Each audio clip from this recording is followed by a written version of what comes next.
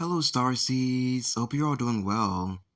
I'm here to present to you yet another mini first quarter moon tarot reading for the First Wave Starseed Ascension Collective, currently doing a badass job at completing their entire ascension process, ascending up to 5D out of the Matrix, and taking full responsibility for their actions, priorities, and ultimate destiny like the true angelic warriors we are.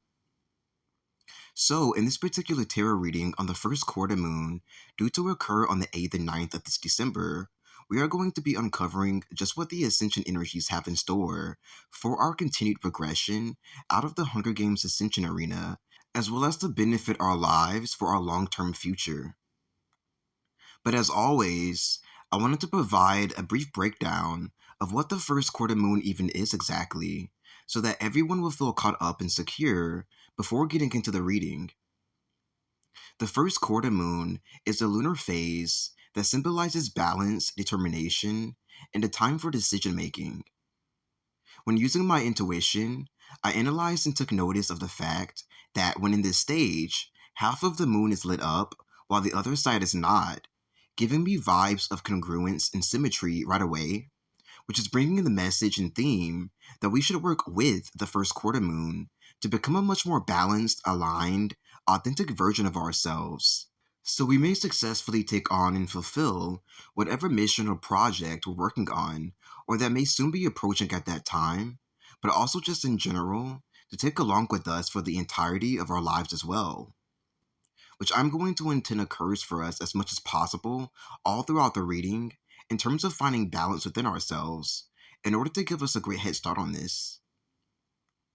It rises around noon and sets around midnight, which could be interesting for those of you who didn't know or seem to have forgotten that the moon, our intelligent, conscious, innocent moon, works like the sun in this very same way.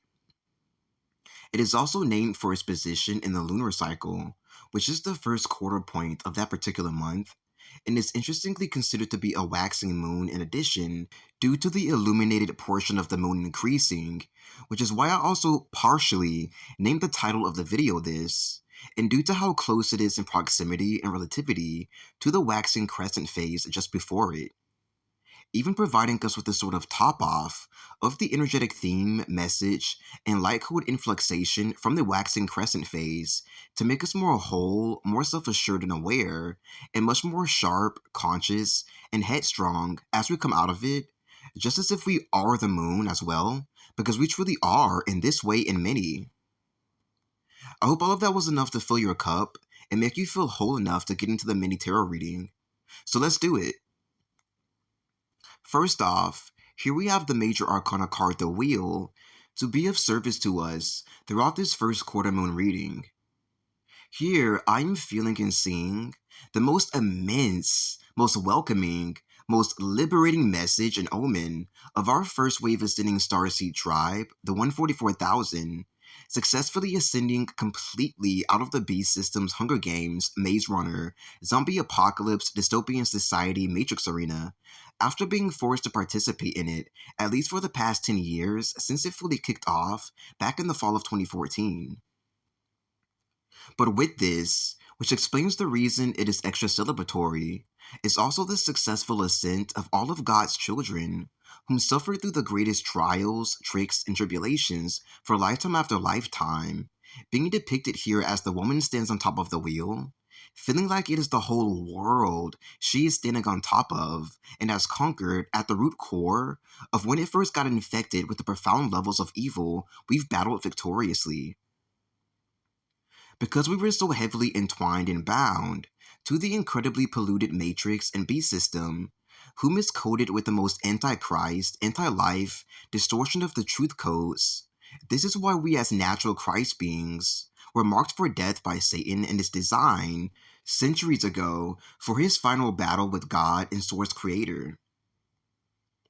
This sent all of us on the most unnecessary adventure of hardships, made us feel separate from Source and ourselves for a multitude of reasons from generation to generation, and did all sorts of nasty things to us until the light of inspiration, hope, dreams, destiny, even innocence on varying levels from person to person, which is what the devil and his disciples are truly after, We're drained almost completely dry out of our vessels, out of our goals, our perception, drilling it into our bones that this is just how it is for the lower class, the low of worth, and that there's not enough to go around. Enough light, health, and freedom, that is.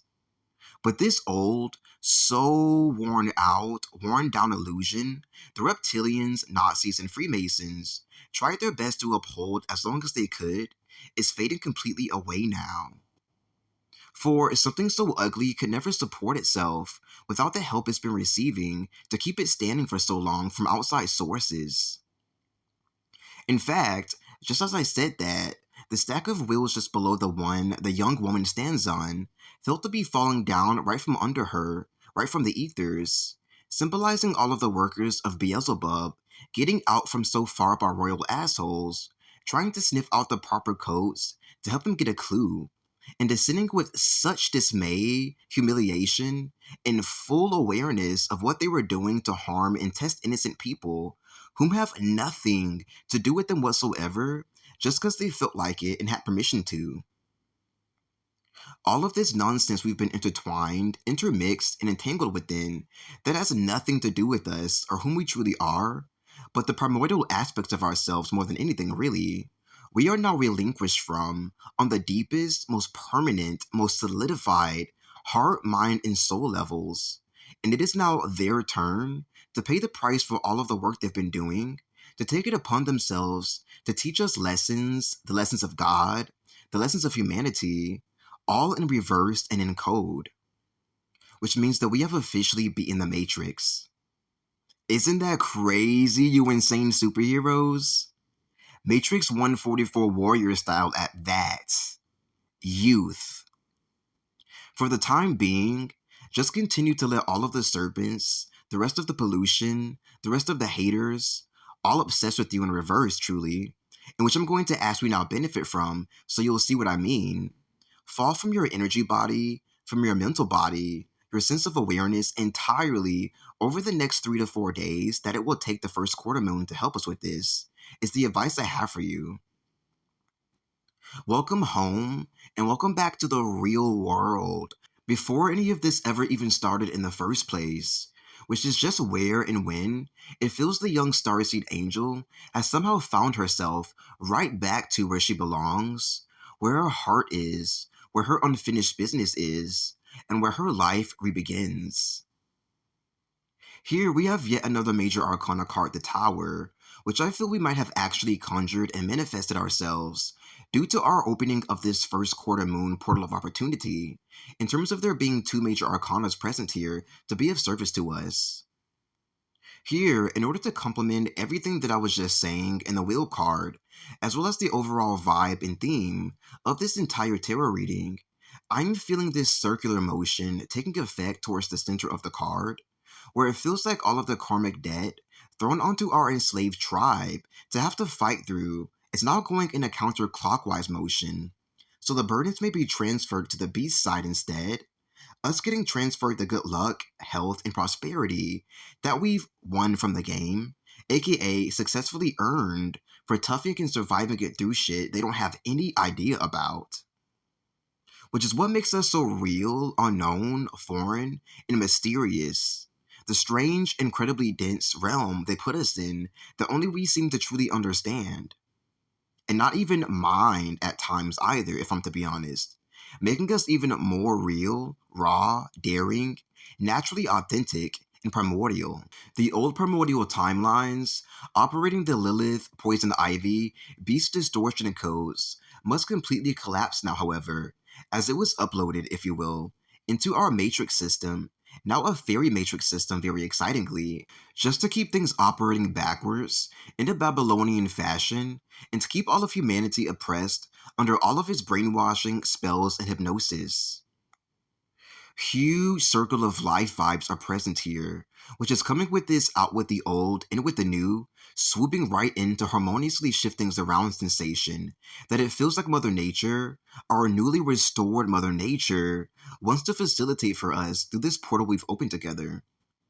Bringing in the correct version of the primordial timelines for us to enjoy and integrate, of the wild, of what it means to be a wild, free youth, which all feels extremely Blu-ray and packaged ever so lovingly from the Blu-ray angels and angelic realm. It's not even funny. Filling it with just the right amount of innocence we need for it to be the most balanced era we're now fully entering. The 5D New Earth, Middle Earth, Golden Age of Aquarius Paradise timeline I'm speaking of.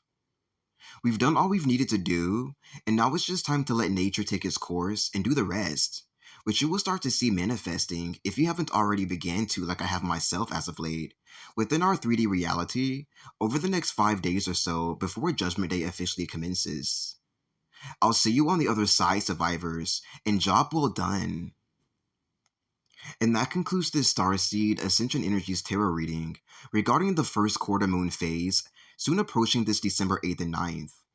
Thank you so much for your participation. I hope that you received all of the help, insight, and upgrades you needed throughout. Subscribe if you feel you receive a lot from these videos of mine. Comment down below if you have any questions or would love to chat about what you've gathered here today. Donate to my PayPal if you feel you'd love to commune and say thanks. And I'll be back here with more enlightening videos for the First Wave Starseed Collective in the near future. Bye now.